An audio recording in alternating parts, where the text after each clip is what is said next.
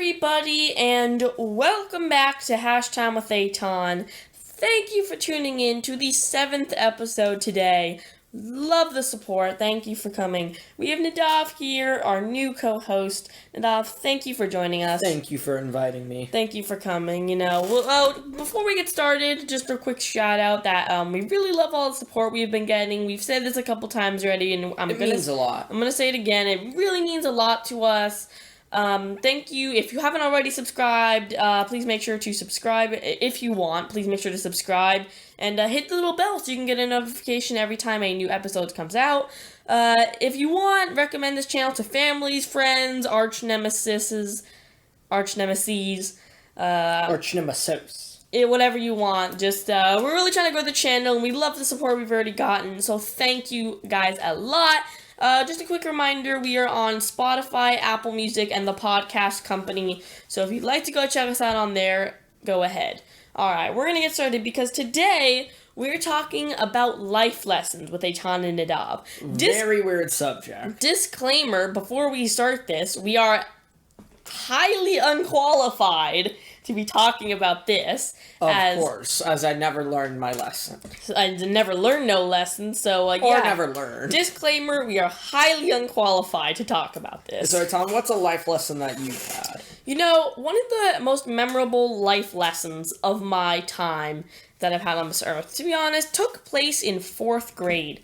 So, back in 4th grade, I feel like an old man now, but we used to have projectors, okay? All the classrooms in our school, on our elementary school, now all have these ginormous TVs that are the size of the projector screens, and they just display everything on there.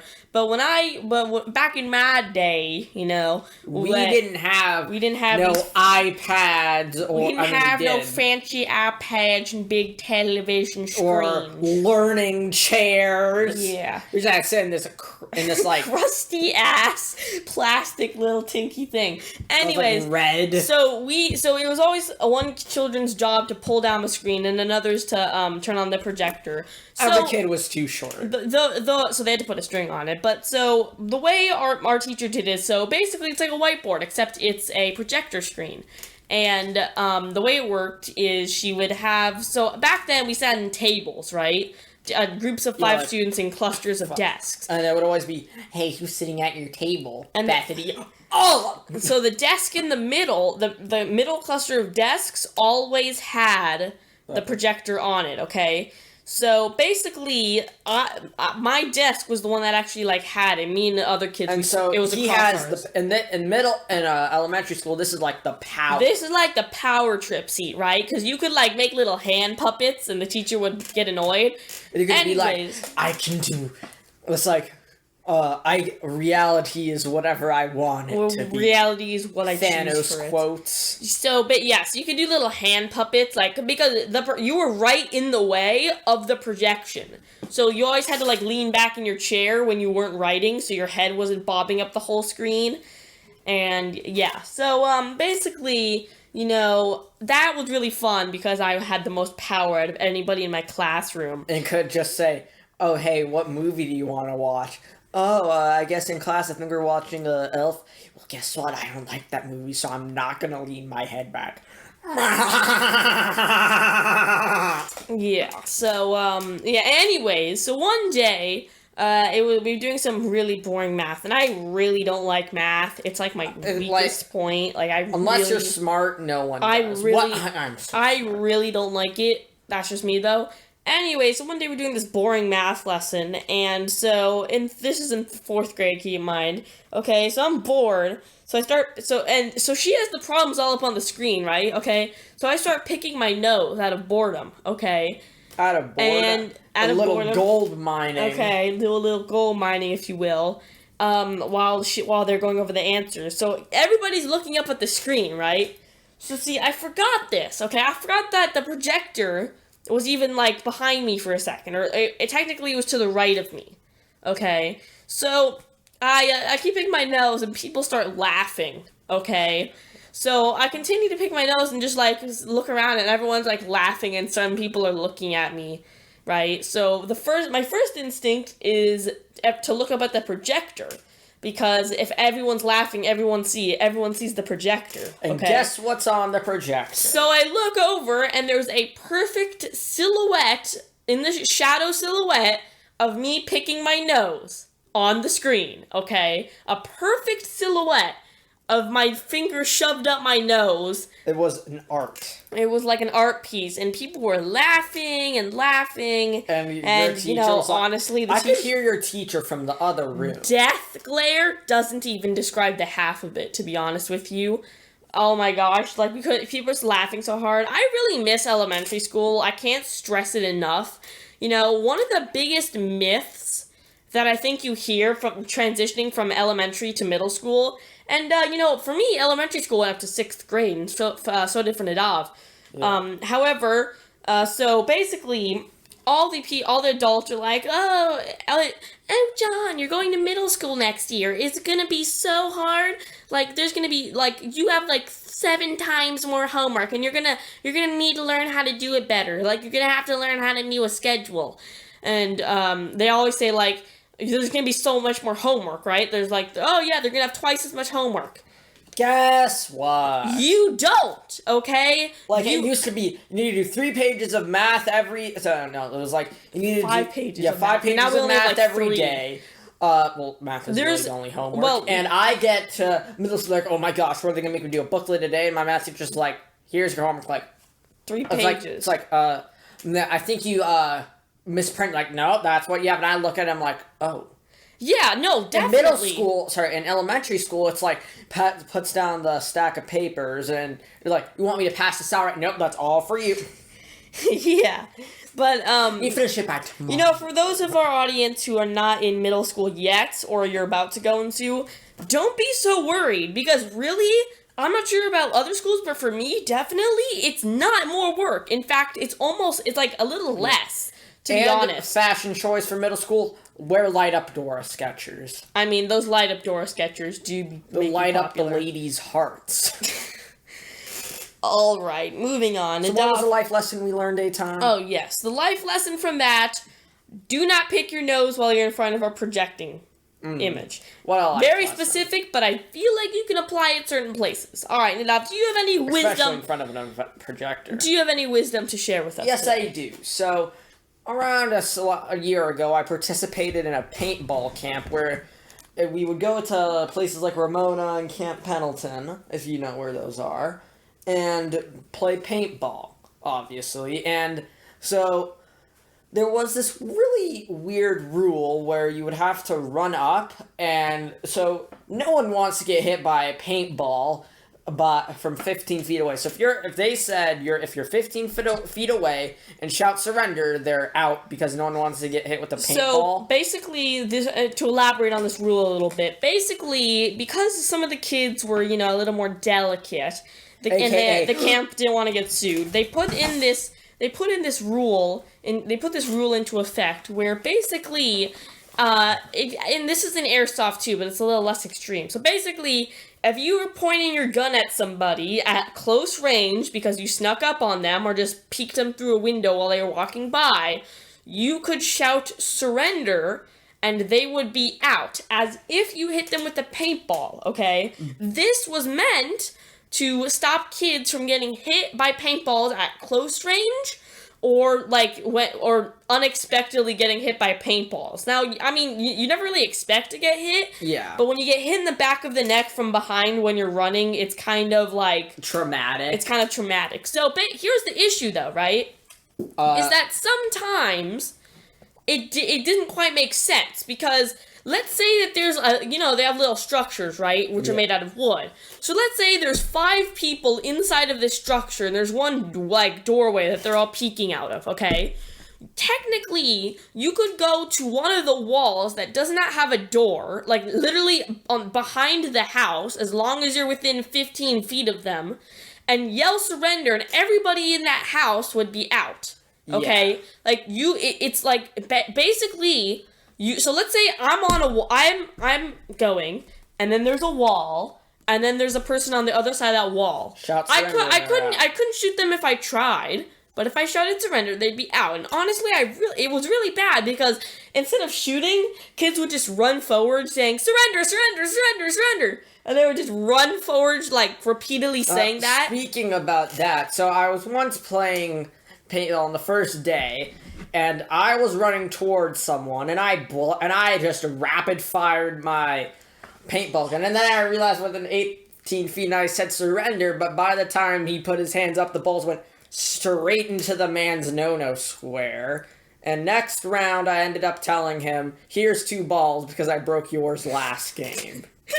It was very sus. Yeah, no, but you know that no one really followed that rule because like you would yell surrender and they'd be like, okay, I'm out, and then you just shoot them anyways. Yeah. But that only happened. But more about that. Well, that only happened because people would say surrender and they'd be like, no, there's no way you can shoot me. Yeah. I mean, even if there was, they'd be like, okay, I surrender. And then the second they turn around, you shoot them. And then while they're both standing up and arguing, some kid who's been playing paintball since they've come out of the womb just came out of the womb, snipes them from came out of the womb with full paintball gear and experience. But so more to the point, so once I was playing on a map which was like a fortress, and so there's a fortress in the middle and like 2 little pillars on the side where you start, and so my team starts on the left and the enemy team starts on the right. So it's a 6v6, and so my teammates think, hey, you know, there would be a good idea if we ran right towards them in the open, right? Wrong. And so I end up getting to the opposite side while they're all, like, shooting, and I look to the out zone where I see literally all of my team, and I look around the wall. I'm, like, sitting behind, like, a desk, kind of. And I look over and I see literally 6 enemies, all the enemies on the team, aiming their paintball guns and duck right back. And I think, oh, well, there's no way I'm getting out of this one because I'm not allowed to. You weren't allowed to stick your gun over like a wall and fire it because then that could end up, I don't know, hurting someone because it's so much more dangerous than aiming. But, so, back onto the point, so this was around the 3rd day of paintball camp, so literally no one cares about the surrender rule. So I said, I surrender. They weren't saying surrender, I was surrendering, because, I would prefer not to become yellow. And so I surrender, and I say, do you guys know that I surrender? They said yes, and I get up. And guess what happens, Eitan? What happened, Nadav? I come out there looking like a banana. Just completely splattered. Yes, and so, see, a lot of weird things happened with this surrender rule. Like, me and 5 other members of my team were rushing a hut. And we all ignore the don't blind fire rule and just blast into that hut, and we look inside, and there's this one 9-year-old who was as drenched as I was, and he just walked, I'm like, hey, are you okay? He's like, shut up! Yeah. And the last thing, there was a very big problem with shooting people while they were down, like, some kid would get shot in the shins with her, and they would fall, and then, brap, bap, bap. And so, I guess the whole life lesson of this is, after an hour, literally no one cares about the rules, and you'll come out looking like a banana or any other fruit. You can apply that to everything? Or maybe not the coming out looking like a banana, but the rules part, yes. I see. Alright, last one. This is probably the most traumatizing that I've had. So, back in,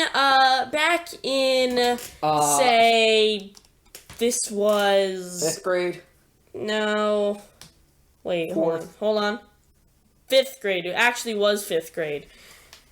Yeah, 5th grade, okay, it was either 5th grade or 3rd grade. I believe it was 3rd grade, or I can't remember. Okay, no, it was 5th grade. So basically, at that time, yo mama jokes were really popular. They were, fire. If you said them it would be so fire that some kid would go and pull the fire alarm, and then you had to cancel school. God, Nadav. But in case you're in the dark about what a yo mama joke is, basically it's a hyperbole, basically insulting someone's mother. insulting somebody's mother, In a really specifically in a comically comically cartoonish way, right? For instance, you could say, your mama, and instead of saying your mama or your mother, you'd say yo mama, okay? Yo mama is so fat or ugly or hideous or like short or poor, something like that, and then add like an insult end. So you could say your mom is so your mama's so fat that people jog around her for exercise. Or you could say, yo mama's so poor, and she was, I saw her kicking a can, asked her what she was doing, and she said, I'm moving. So basically, there's a bunch of variations, but these were very popular at the time, and looking back on it, it was pretty cringy, but kids would do yo mama battles, which would be moderated by, like random kids. Imagine Blade battles, but at a different level of, stakes. Sure. One's reputation. Then again, Blades are pretty intense. And, so basically, being the, Capitalist. No, what's that? Adventure capitalist. At being the adventure capitalist that I am, I went home that day, that got, like, really popular, thinking, wow, so I have a great idea, okay? I went home, I Googled, like, 1,000 Yo Mama jokes, put in Google, and I got this website with 1,000 Yo Mama jokes listed, okay? And what did you do?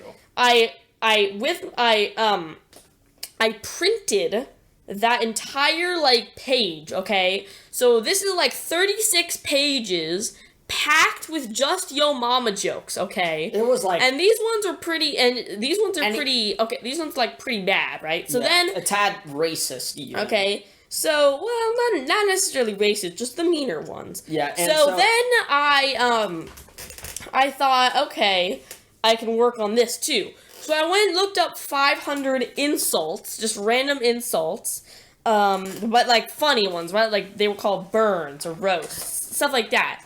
And I printed out, like... Fire! I printed out, like, 500 of those, and then I stapled them all together, and you get this, like, 50-page packet... That anyone would read more than what the teachers hand out. 50-page packet full of Yo Mama jokes and insults, and I called it the Burn Book. I know, for some of you guys listening, some of my friends and Nadav friends, you'll understand this, and you might remember, you might not. It was so funny. Okay, now, these are really funny. So I had this Burn Book that I created, okay, and this was like standard packet, right? So, basically, just a quick reminder, disclaimer, all of the characters in real life that, I'm going to say in the story, I'm going to use fake names for. So all of the characters. Don't want anyone suing us. All of the characters you're about to hear, these are not their real names. Okay, so I thought, I could probably start selling these for like $1 each. Which is not worth 50 pages. Little did I know that like 50 pieces of paper and half like a gallon of ink wasn't worth more than was worth way more than $1. I know that, and I didn't really care because it's not my money. And so I printed like 5 of them, put them in this like folder, and went to school. Okay, and I asked around. Okay, we're gonna say I asked Billy, John, and Paul. Okay, I asked each of them if they would like one, and they all said no. Okay, so then I even told it to a girl named Jenny. I told it to a girl named Jenny, let's say. Okay, she didn't buy one either, but it was sales. So eventually they all heard it. They all heard me offering them though. So they all declined though. Although I trusted these people, mistake. I trusted them. I thought, yeah, they won't rat me out. These are cool people. And then I sold one to a friend. I didn't sell one. I gave a copy to a friend. Let's call this friend Ratty. Why not? Ratul. Yes. Let's call this friend Ratul, okay? Weird name, just what I can think of. Ratatouille. We're gonna call this Ratatouille. We'll call this friend Ratatouille, okay? Unfortunately, Ratatouille's not my friend anymore, but he was at the time. And, used to be nice. Used to be nice, not anymore. Ratatouille, so Ratatouille wasn't the sharpest knife in the drawer, or tool if you will, or tool in the shed. But he would be like, "What do you mean? I'm as sharp as one of those? What do you call them? Pointy things?" I'm as sharp as what do you call those pointy things that you cut stuff with. Anywho, so I gave one to a binder. I gave one to Ratatouille, and he foolishly left it on his desk right with the cover before recess. Okay, so this big thing called the burn book right before recess on his desk. Okay, this is the crucial part, okay, in the story. Being the Einstein genius that I am, I realized that I should not put my name on this thing because if anyone sees it, it's so easy to trace it back to me. I just didn't want that. Everyone knew everyone. Everyone knew everyone, so I for sure didn't put it on there, right? So anyways, go back to recess, sold one or two to some kids in another grade, and I come back, and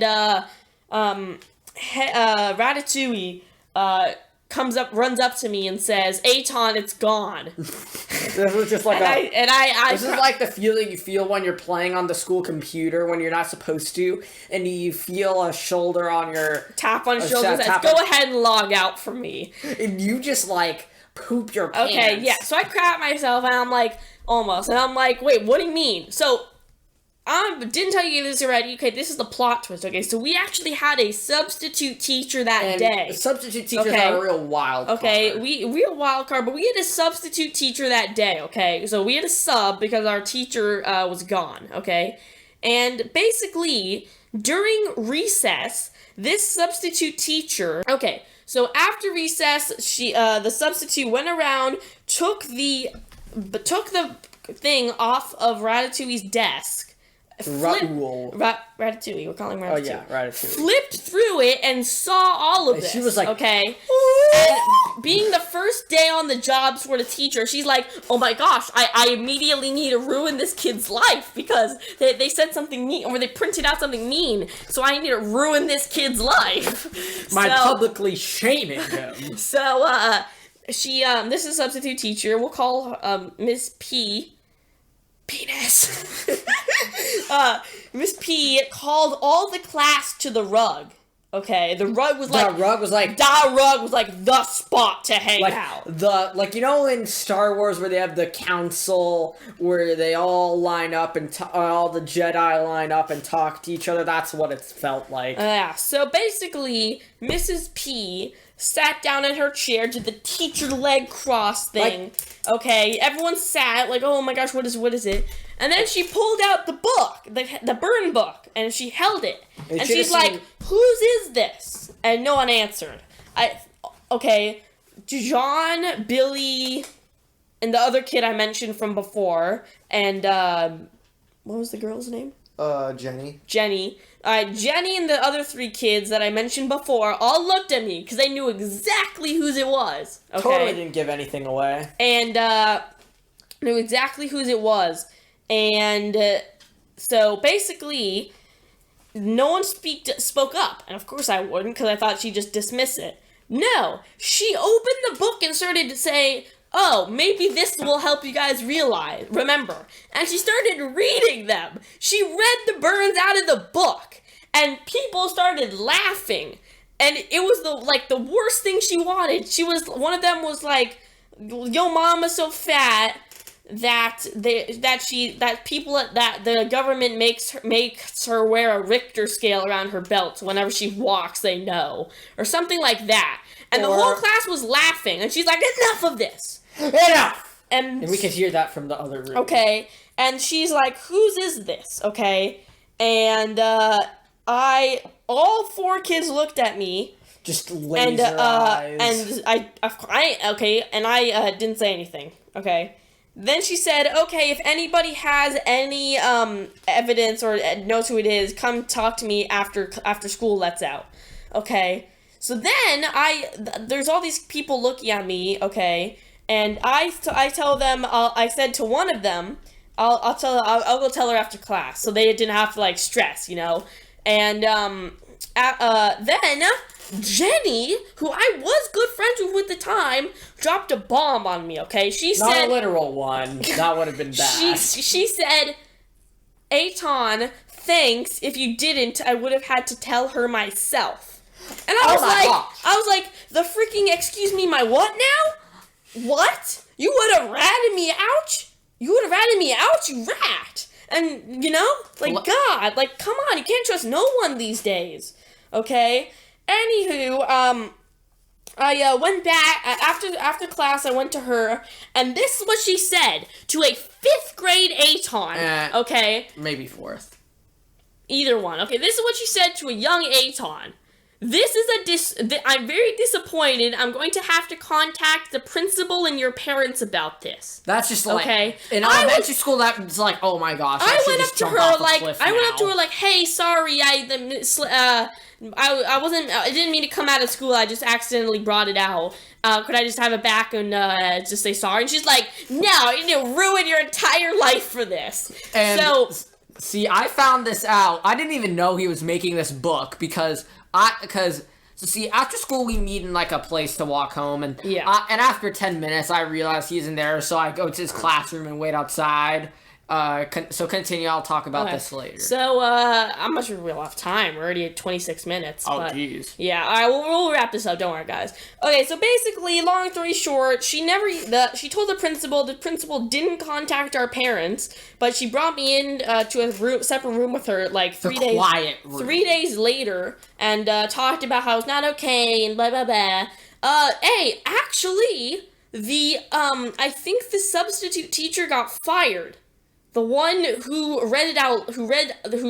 got me in trouble, she got fired, because the principal apologized to me, and she apologized to me, both of them, and I asked why, and the principal said that the substitute made a mistake reading it to everybody, and, so they both apologized to me, and I'm pretty sure the substitute teacher got fired, and that was like a victory royale. But as I was saying, and that was like a victory royale. We can talk about this in another episode. Anyway, sorry for the wait. We'll put it. Sorry for if you really made it this far. Thank you. Yeah. I hope it's been interesting. But anyways, we'd like to thank you for tuning into this episode of Hash Time with Eitan. We hope you stay safe. Nadav, thank you for joining us today. Thank you for inviting me. Thank you. Just remember, guys, if you haven't already, please like, subscribe, and hit the bell to get notifications whenever we do a new episode. We'd like to thank you for tuning into this episode of Hash Time with Eitan, and have a wonderful day.